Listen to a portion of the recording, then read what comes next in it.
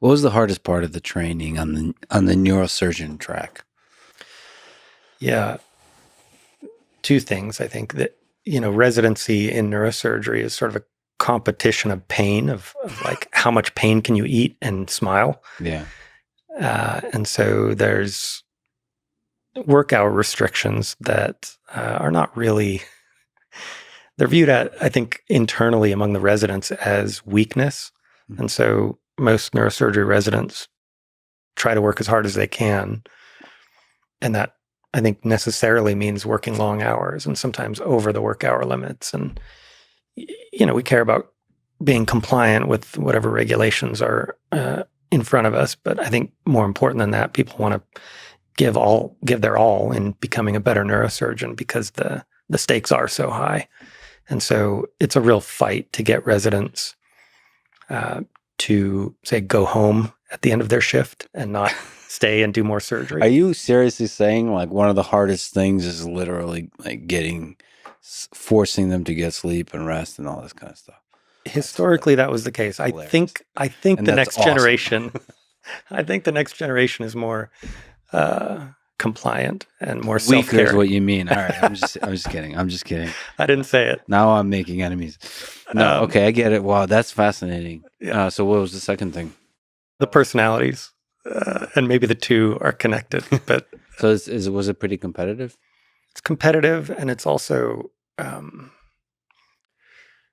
as we touched on earlier, primates like power, and I think neurosurgery has long had this aura of mystique and excellence and whatever about it. And so it's an invitation, I think, for people that are cloaked in that authority. A board certified neurosurgeon is basically a walking fallacious appeal to authority, right? You have license to walk into any room and act like you're, an expert on whatever. And fighting that tendency is not something that most neurosurgeons do well. Humility isn't the forte. Yeah, I have friends who know you, and whenever they speak about you, that yours have the surprising quality for a neurosurgeon of humility, which I think indicates that it's not as common as perhaps in other professions, because there is a kind of gigantic sort of heroic aspect to neurosurgery, and I think it gets to people's head a little bit. Yeah.